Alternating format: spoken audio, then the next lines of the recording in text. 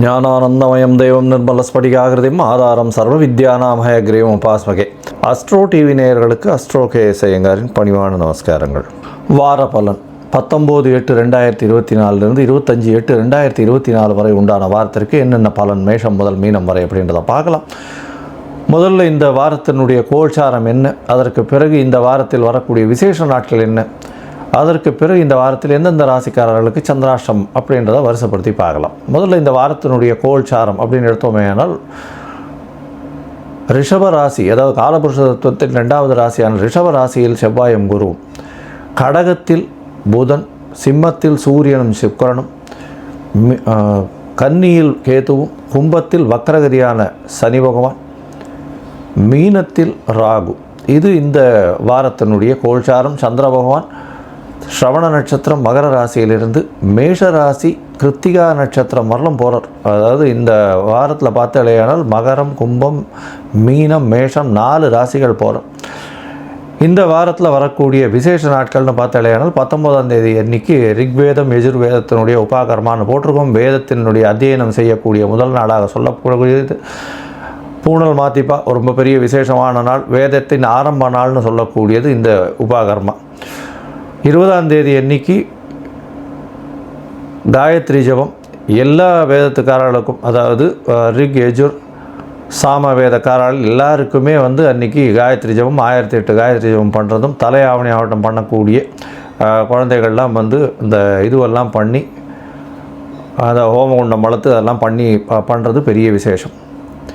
இந்த வாரத்தில் பார்த்தாலேயானால் 22ஆம் தேதி அன்னைக்கு தேய்பிரை சதுர்த்தின்றதெல்லாம் மகா சங்கரஹர சதுர்த்தி வருது. அதை தவிர பார்த்தோம்னா இன்றைக்கி வாஸ்து நாள் வேறு. மத்தியானம் 2:31 4:01 வரலும் வாஸ்து புருஷன் கண் விழிக்கும் நாள். இந்த வாஸ்து புருஷன் அப்படின்றவர் ஒரு வருஷத்துக்கே பார்த்தோம்னா 8 நாள் தான் கண்ணு முழிப்பார். அந்த காலகட்டத்தில் எந்தவித தோஷமும் கிடையாது, நிர்தோஷமற்ற நாள் அப்படின்னு சொல்லக்கூடியது.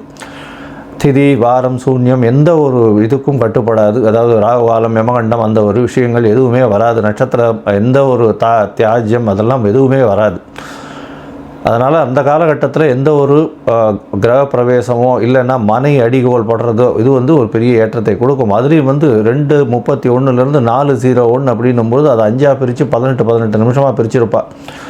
வாஸ்து புருஷன் கண் விழித்து, அதாவது அவர் காலை கடன்கள் முடிக்கும் நேரம் ஒரு 18 நிமிஷம், அதற்கு பிறகு குளிக்கக்கூடிய நேரம் 18 நிமிஷம், அதற்கு பிறகு சாமி பூஜை செய்யக்கூடியது ஒரு 18 நிமிஷம், அதற்கு பிறகு அவர் போஜனம் செய்கிறதும் 18 நிமிஷம், அதற்கு பிறகு தாம்பூலம் தரித்தல் 18 நிமிஷம் அப்படின்னு 18 5 வகையாக பிரிச்சிருப்பாள். இதில் தாம்பூலம் தரிக்கும் நேரமும் போஜனம் செய்யும் நேரமும் அதீத உகந்தது அப்படின்னு சொல்லக்கூடியது. அதாவது 4:01 - 36 நிமிஷம் அப்படின்னு பார்த்தாலேனால் கிட்டத்தட்ட 3:25 ஒரு 36 நிமிஷத்துக்கு ஒரு மிகவும் ஏற்றமான காலம் மத்தியானம்.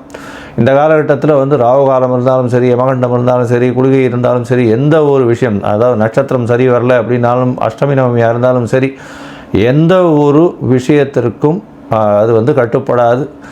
அதில் வாஸ்து புருஷன் கண் விழிக்கும் நாள் மிகவும் ஏற்றமான காலகட்டம் அப்படின்னு சொல்லக்கூடியது. இது 22ஆம் தேதி அன்னைக்கு மத்தியானம் ஒரு 2:30 2:31 4:01 வரலும் இருக்குது.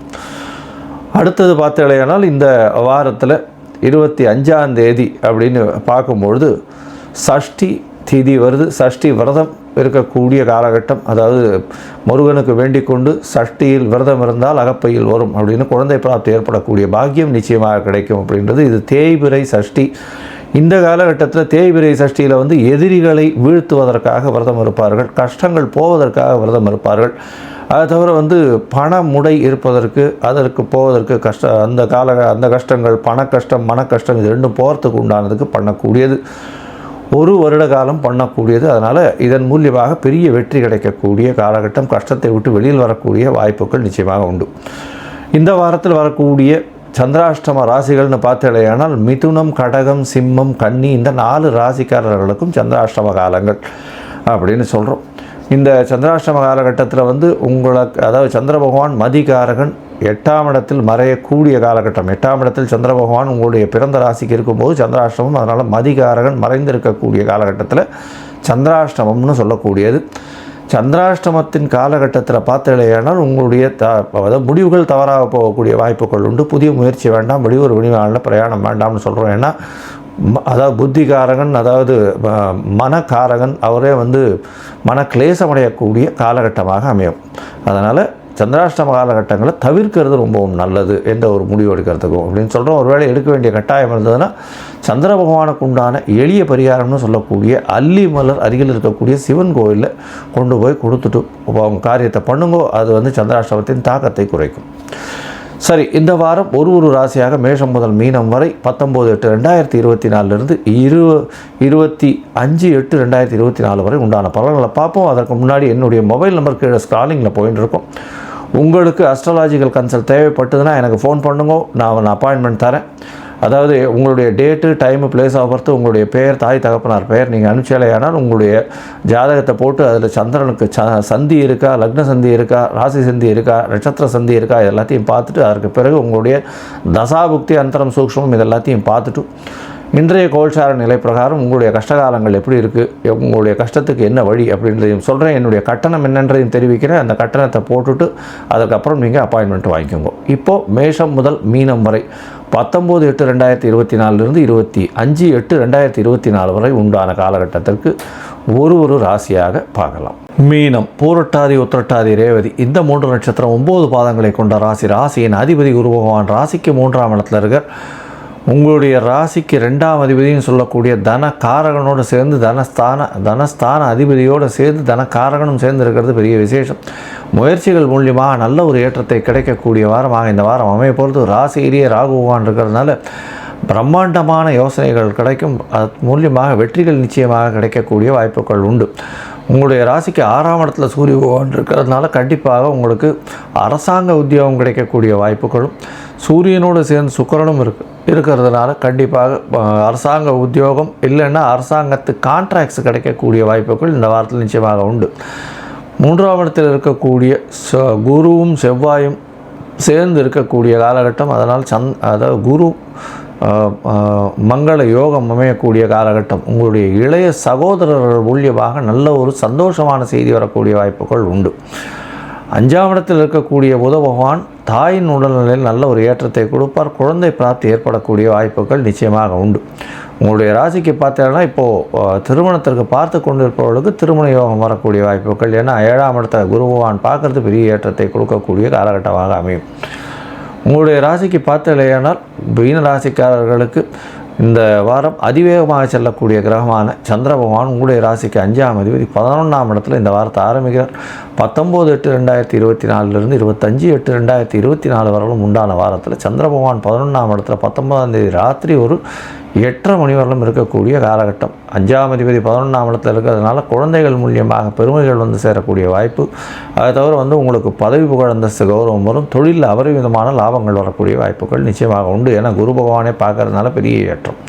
உங்களுடைய ராசிக்கு 12ஆம் இடத்துல சந்திர பகவான் போகிறார். சந்திர பகவான் 19ஆம் தேதி ராத்திரியிலேருந்து 21ஆம் தேதி ராத்திரி 11:30 மணி வரலும் இருக்கார். இந்த காலகட்டத்தில் புனர்ப்பு யோகம் அமையிறது. ஏற்கனவே சனி பகவானோட 7.5 சனி அமைஞ்சிருக்கு. 12ஆம் இடத்துல சனி பகவான் இருக்கார். இதன் மூலியமாக செலவுகள் கொஞ்சம் அபரிமிதமாக இருக்கும். அதனால் பொறுமையாக இருக்கிறது நல்லது. இப்போ சுப செலவுகள் அமையும். ஏன்னா சுக்கிரனுடைய பார்வை 12ஆம் இடத்துல இருக்கிறதுனால சுப செலவுகள் அமையக்கூடிய வாய்ப்புகள் நிச்சயமாக உண்டு. உங்களுடைய ராசியிலேயே சந்திர பகவான் வரார். 21ஆம் தேதி ராத்திரி 11:30 24ஆம் தேதி அதிகாலை 1:30 மணி வரலும் இருக்கக்கூடிய காலகட்டம். இந்த காலகட்டத்தில் பார்த்தாலேனால் ராகுவோடு சேர்ந்த சந்திர பகவான் இருக்கிறதுனால 5ஆம் அதிபதியும் ராசியில் இருக்கிறதுனால உங்களுடைய உடல்நிலையில் சற்று பின்னடைவு ஏற்படக்கூடிய வாய்ப்புகள் உண்டு. அது தவிர குழந்தைகளினுடைய உடல்நிலையில் சற்று ஒரு ஏற்றம் இருக்கக்கூடிய வாய்ப்புகள் உண்டு. உங்களுடைய பதவி புகழ் அந்தஸ்து கௌரவத்துக்கு ஒரு பெரிய ஏற்றமும் மாற்றமும் இருக்கக்கூடிய வாய்ப்புகள் நிச்சயமாக இருக்கும். உங்களுடைய ராசிக்கு 2ஆம் இடத்துல சந்திர பகவான் போகிறார்.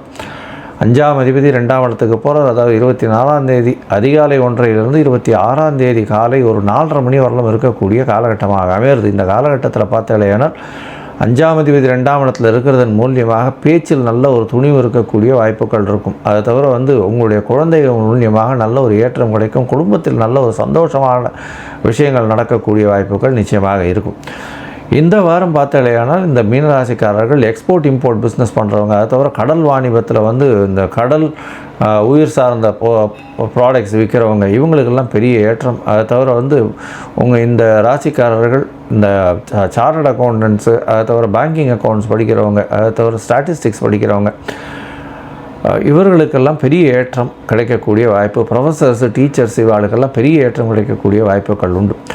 இந்த வாரம் நீங்கள் அருகில் இருக்கக்கூடிய நாமக்கல் ஆஞ்சநேயரை போய் சேவிச்சுட்டு அவருக்கு ஒரு துளசி மாலை போட்டு வர்றதன் மூலியமாக உங்களுக்கு எல்லா விதமான நன்மைகளும் நிச்சயமாக கிடைக்கும்.